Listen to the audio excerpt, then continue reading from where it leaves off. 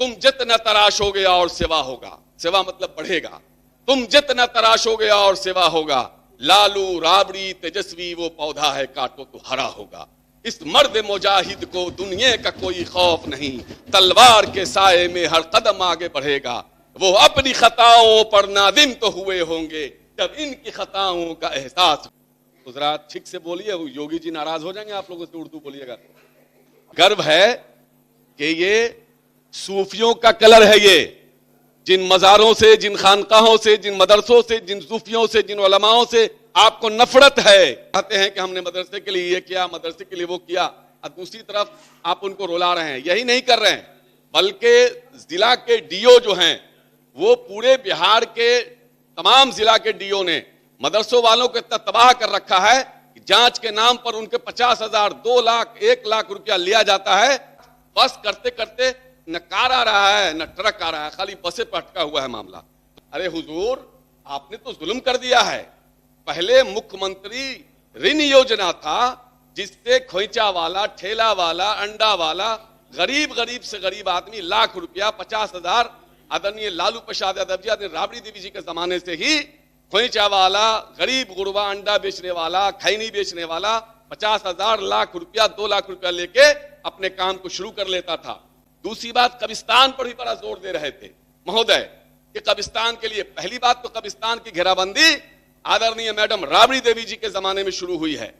वक्त बिल जो संशोधन बिल ला करके आप हड़पना चाहते हो खानकाहों की या कब्रिस्तानों की जमीनों को, उसकी शुरुआत हो गई है कि वह कौन सा रास्ता नहीं छोड़ा परेशान करने का। आपने सीबीआई का यूज किया, ईडी का यूज किया। आखिरी सर आधे मिनट शेर ही पढ़ रहे सर, आपने कौन सा हद। माननीय राबड़ी जी और हमारे नेता प्रतिपक्ष माननीय तेजस्वी यादव जी, मुख्य सचेतक अब्दुल बारी सिद्दीकी साहब का और आप सब लोगों का बहुत बहुत धन्यवाद।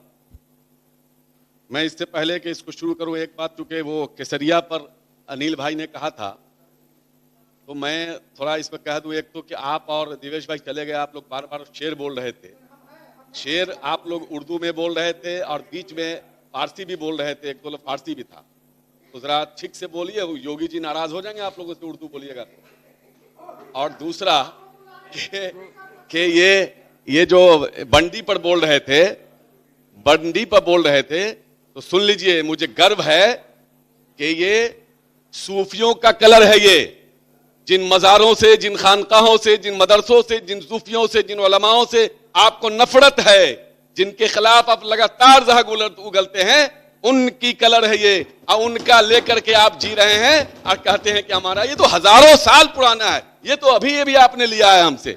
मैं आपको धन्यवाद देता हूं, और भी हमारी चीज आप लेते रहेंगे, खैर और भी आप लेते रहेंगे। बहरहाल मैं विषय पे आता हूं कि माननीय महामहिम राज्यपाल जी ने जो अपना अभिभाषण पढ़ा, उसमें मैं ये जानता हूं, सब लोग समझते हैं कि महामहिम राज्यपाल बहुत बड़े विद्वान हैं, और मुझे उम्मीद थी कि इतने बड़े विद्वान होंगे तो अपनी निगाह से भी चीजों को देखेंगे और अंतरात्मा की आवाज पर जो देखेंगे वही बोलेंगे। लेकिन अफसोस की सरकार के मैं झूठा तो नहीं बोल सकता, लेकिन असत्य बातों को उन्होंने अपने अभिभाषण में रखा है। कई बातें हमारे माननीय लोगों ने कहा है, कुछ मैं भी कह देता हूं। माफ करेंगे, ये वाक्य भी कहीं न कहीं एक टिप्पणी है, इसलिए प्लीज आपसे अनुरोध है कि ऐसा नहीं, ये सब जानते हैं कि परंपरा है कि जो अभिभाषण होता है, चाहे चलिए सरकार सरकार ने जिस तरह का भाषण तैयार किया, चलिए मैं आगे बढ़ता हूं। महोदय उनके भाषण में जो महत्वपूर्ण चीजें छूट गई, जिन पर उनकी निगाह नहीं गई, मैं उधर ध्यान आकर्षित करना चाहता हूं।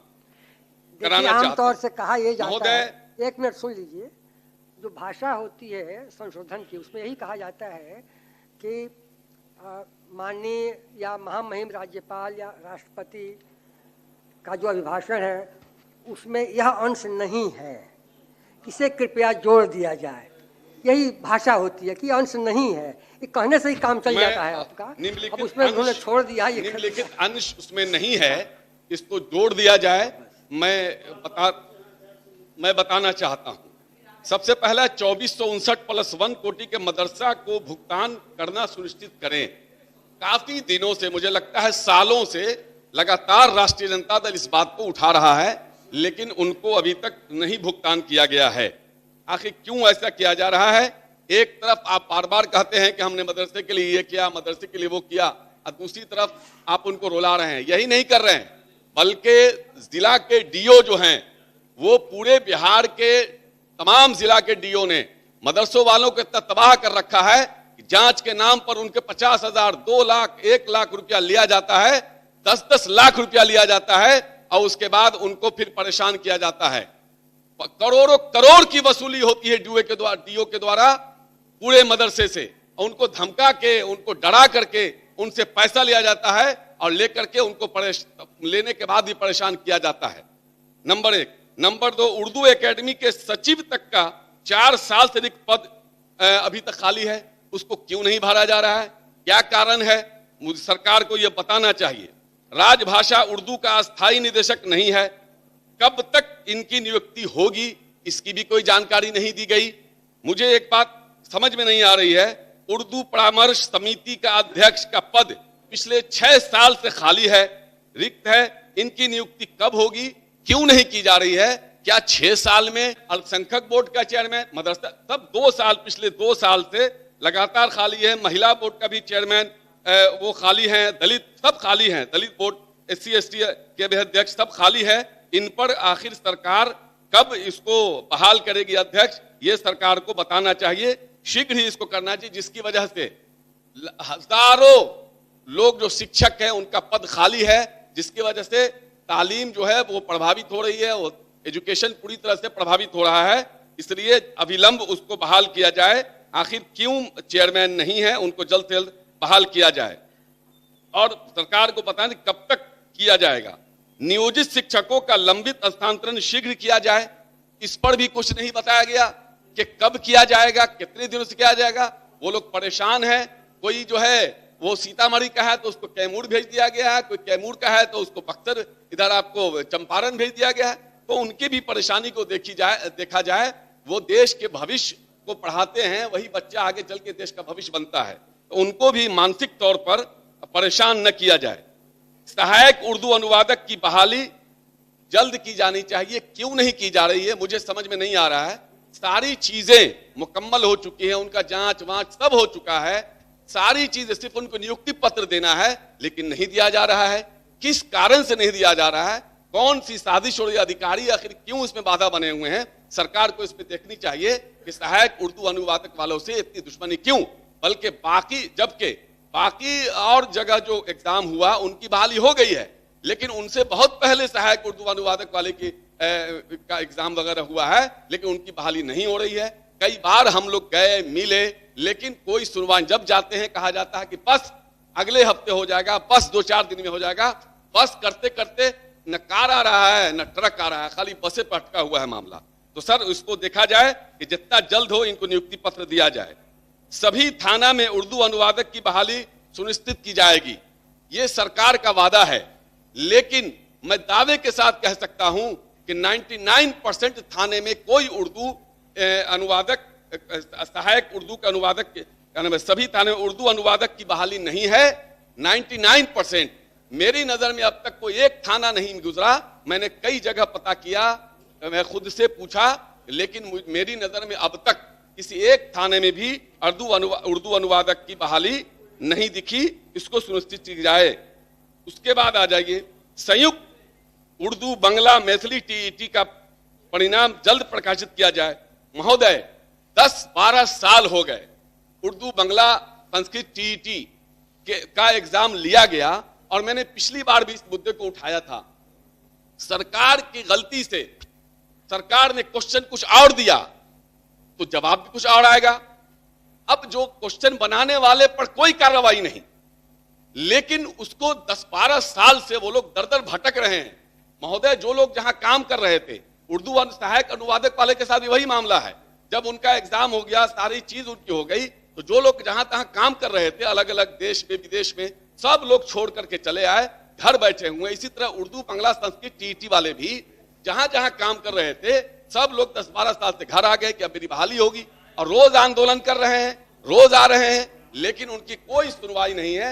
आखिर कब तक उनको परेशान किया जाएगा, मुझे ये बात समझ में नहीं आ रही है। मैं एक दो बात सर जोड़ दूं। और महोदय, भगवान सिंह कुशवाहा जी, सर मैं बीच में नहीं बोल रहा था, चूंकि भगवान बाबू बोल रहे थे तो मैं इनका दो बात पे खड़े। भगवान बाबू कह रहे थे दो बात पे। एक तो उन्होंने मुख्यमंत्री उद्यमी योजना अल्पसंख्यक वाले पर बड़ा जोर दिया। अरे हुजूर, आपने तो जुल्म कर दिया है। पहले मुख्यमंत्री ऋण योजना था, जिससे खोइचा वाला, ठेला वाला, अंडा वाला, गरीब से गरीब आदमी लाख रुपया, 50,000 आदरणीय लालू प्रसाद यादव जी, आदरणीय राबड़ी देवी जी के जमाने से ही खोइचा वाला, गरीब गुरबा, अंडा बेचने वाला, खैनी बेचने वाला 50,000 लाख रुपया, 2 लाख रुपया लेके अपने काम को शुरू कर लेता था, जिससे पूरे बिहार में 20,000 22,000 लोगों को फायदा पहुंचता था। लेकिन अधिकारियों की एक साजिश के तहत यह काम हुआ कि उन लोगों को फायदा नहीं पहुंचे, वो अंडा ही बेचता रह जाए, वो अंडा भी बेचना बंद कर दे, वो ठेला भी नहीं चलाए, वो ऑटो भी नहीं चलाए, उसको भूखमरी का शिकार हो जाए वो। इसलिए एक साजिश के तहत इसको उद्यमी योजना किया गया, और उसी योजना को उधर ला करके 100, 200, 300, 400 लोग मैक्सिमम, इसमें वो लोग जो बड़े लोग हैं, जिनको इसकी कोई आवश्यकता नहीं है, वैसे लोग सरकार में बैठे हुए अपने लोगों को, वैसे लोगों को इसमें फायदा पहुंचाने के लिए इस तरह की योजना ला करके अल्पसंख्यकों को परेशान किया गया है, उनका नुकसान किया गया है। मैं ये बात कहना चाहता हूं। दूसरी बात, कब्रिस्तान पर भी बड़ा जोर दे रहे थे महोदय कि कब्रिस्तान के लिए, पहली बात तो कब्रिस्तान की घेराबंदी आदरणीय मैडम राबड़ी देवी जी के जमाने में शुरू हुई है, आदरणीय लालू प्रसाद यादव जी ने इसकी शुरुआत की है। लेकिन अभी आप दावा करते हैं कि मैं घेराबंदी कर रहा हूं और मैं ये कर रहा हूं। मैं बताना चाहता हूं, वैसे दर्जनों कब्रिस्तान है, रोज इस तरह के मामले आते हैं, लेकिन सरकार के आंख में पट्टी बांधी हुई है, नहीं दिखती है, तो मेरे पास उसका कोई उपाय नहीं है। मैं सिर्फ ये कहना चाहता हूं कि एक उदाहरण दे देता हूं, चूंकि समय का मैं दर्जनों उदाहरण दे सकता हूं, लेकिन एक उदाहरण आपकी जानकारी के लिए, सदन की जानकारी में देना चाहता हूं। मुजफ्फरपुर जिला के कटरा ब्लॉक में बंदपुरा गांव है, वो एक पंचायत है, उसमें कब्रिस्तान तकरीबन 100-150 साल पुरानी कब्रिस्तान है। आज वहां सरकार उस कब्रिस्तान में खेल मैदान बनाने के लिए वहां का बीडीओ और सीओ अड़ा हुआ है। मैंने डीएम से भी बात किया था, डीएम ने मुझे, मैं डीएम साहब तो बेचारे अच्छे, उन्होंने उसको संज्ञान में लिया, कहा मैं दिखवाता हूं, लेकिन यहां से बार बार प्रेशर हो रहा है। वो सीओ कोई महिला है, वो बार बार कहती है कि हमको ऊपर से प्रेशर है। जो 150 साल पुराना कब्रिस्तान है, आप कहते हैं कि कब्रिस्तान और फलाना, आप वक्त बिल जो संशोधन बिल ला करके आप हड़पना चाहते हो खानकाहों की या कब्रिस्तानों की जमीनों को। उसकी शुरुआत हो गई है कि वहां कब्रिस्तान की जमीन को जबरदस्ती खेल मैदान बनाने के लिए तुले हो, रोज वहां फोर्स लेके पहुंच जाता है। लोग कहता है कि इसमें जो लेटे हुए हमारे पूर्वज हैं, इसको कहां लेके जाएंगे माननीय सदस्य। तो मैं आखिरी शेर, एक शेर में कह के सर मैं खत्म कर देता हूं महोदय। चूंकि वो लोग उर्दू शेर बोलते हैं तो योगी जी नाराज हो जाएंगे, लेकिन हम बोल दे रहे हैं कि हाँ, ऐसा नहीं कि इतना बोलने लगे कि वो लोग भी कठमुल्ला हो जाएं, तो कठमुल्ला न बनिए, इसकी सलाह दे रहे हैं। वैसे भारत के कोई आदमी, वैसे बिहार उत्तर प्रदेश में कोई भी आदमी ऐसा नहीं है, किसी धर्म जाति का रहने वाला हो, दिन भर में सुबह उठने से लेकर रात सोने तक जितनी बार भी अपने घरों में बात करता है, 90% उर्दू बोलता है अपनी भाषा में, और उसमें 10-20% फारसी भी होता है, जो आपको पता नहीं चल पाता कि हम फारसी बोलते हैं। लेकिन मैं चाहता हूं कि कठमुल्ला नहीं बनिए, इसलिए मैं आपको सलाह दे रहा हूं। बहरहाल, तो मैं ये कहना चाह रहा हूं कि हर बात में 15 साल, हर बात में लालू जी। अरे लालू जी, राबड़ी जी, तेजस्वी जी को आपने कौन सा रास्ता नहीं छोड़ा परेशान करने का। आपने सीबीआई का यूज किया, ईडी का यूज किया, आखिरी सर आधे मिनट शेर ही पढ़ रहे सर, आपने कौन सा हथकंडा नहीं अपनाया। यह ईडी लगाया, इनकम टैक्स लगाया, सारा कुकर्म किया। आखिर में 2020 में उससे भी आप नहीं कर पाए, तो इलेक्शन कमीशन को लगा करके आपने इलेक्शन जीता। तो इसलिए आप जितना भी परेशान करोगे, मैं यही कह सकता हूं, तुम जितना तराशोगे और सेवा होगा। सेवा मतलब बढ़ेगा। तुम जितना तराशोगे और सेवा होगा। लालू राबड़ी तेजस्वी वो पौधा है, काटो तो हरा होगा। इस मर्द मुजाहिद को दुनिया का कोई खौफ नहीं, तलवार के साए में हर कदम आगे बढ़ेगा। वो अपनी खताओं पर नादिम तो हुए होंगे, जब इनकी खताओं का एहसास